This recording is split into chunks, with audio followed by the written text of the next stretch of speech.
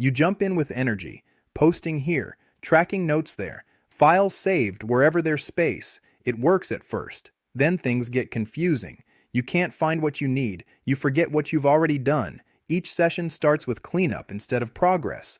The mistake is skipping systems early. Without them, small tasks take more effort than necessary. Friction builds quietly. Over time, the hustle feels disorganized and stressful, even if the idea itself is strong.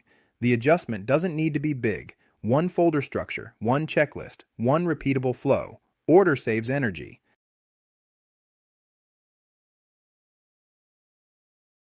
You begin offering a service.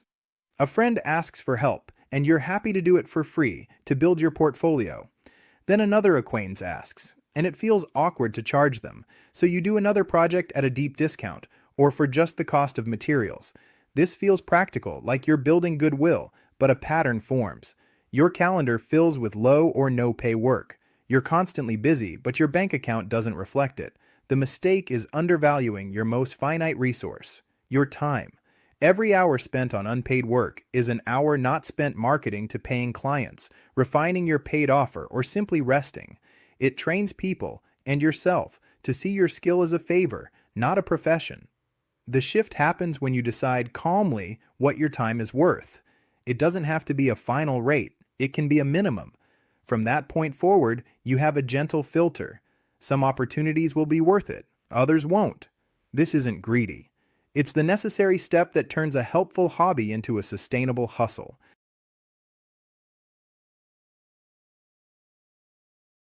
You just finished your first week of posting your digital designs, and you're feeling proud until you scroll past a creator who has been doing this for 5 years. Suddenly, your 100 views feel small, and your progress feels like it's moving in slow motion.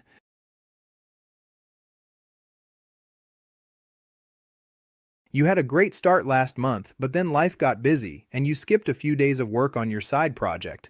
Now, every time you think about opening your laptop, you feel a slight weight in your chest because you've been away for so long.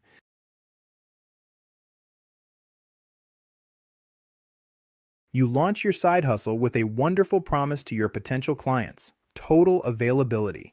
Message me anytime, you say. You respond to emails at 10 p.m., you take calls on weekends, you adjust your schedule at a moment's notice to accommodate others. It feels like premium service, but slowly it begins to drain you.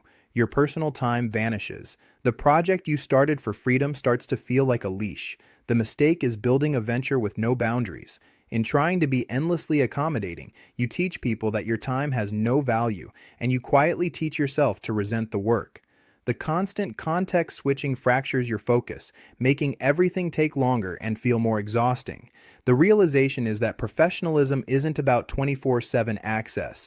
It's about clear, reliable expectations. Set your working hours. Use an autoresponder. Batch your communications. These structures aren't barriers to good service. They're the foundation for sustainable service. They protect your energy so you can show up fully present when you are working.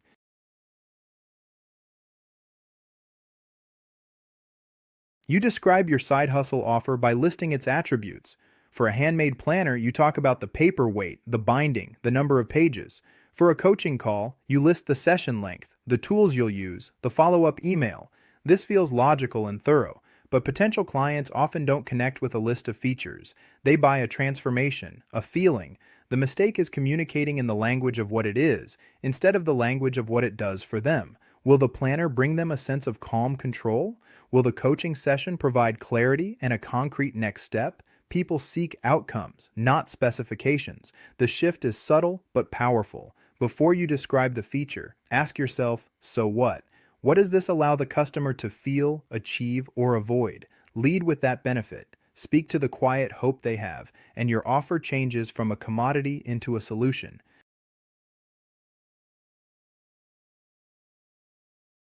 When you start offering a service or creating a product, you want to help as many people as possible. So you make your messaging broad. Your offerings are flexible, trying to appeal to a wide audience. You avoid niching down, fearing you'll exclude someone, but this creates a quiet, common stall.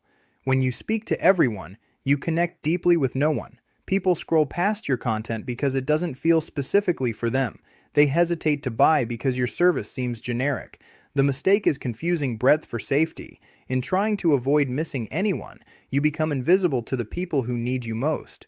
The work feels harder because you're constantly adjusting your message for an undefined crowd. The insight is that specificity is a magnet. It's about saying, "This is for you," to a particular person with a particular problem. When you do that, the right people recognize themselves immediately. They feel seen, and that connection is where trust and progress truly begin.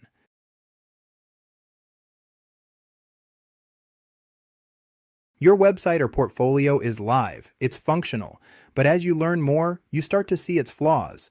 The font feels outdated, the layout isn't perfect. You decide you need a total overhaul before you can share it further or run any ads. You sink weeks into learning a new platform, choosing templates, and rebuilding from scratch.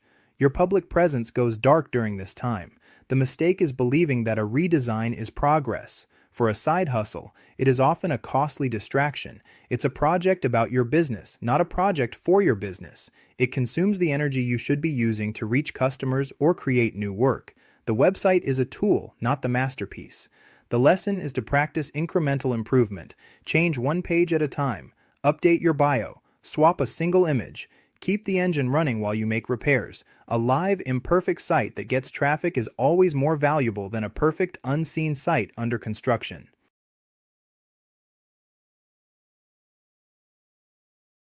You're building your side hustle, posting content, slowly gaining traction. It feels good. Then you open your social media feed. You see someone in a similar space. They seem to be growing faster. Their work looks more polished. Their audience is more engaged.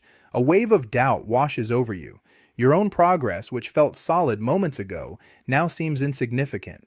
The mistake is turning their highlight reel into your measuring stick. It's a quiet poison for your motivation. You start to question your own path, wondering if you should mimic their style or chase their tactics.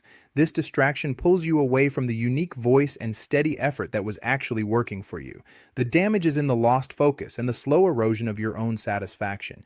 The insight is to acknowledge that inspiration, but then to consciously look back at your own metrics. Compare yourself to who you were last month. Celebrate the small, real steps you've taken. Your journey is yours alone. Close the tabs and return to the work that only you can do. Your energy is finite. Pour it into your own garden.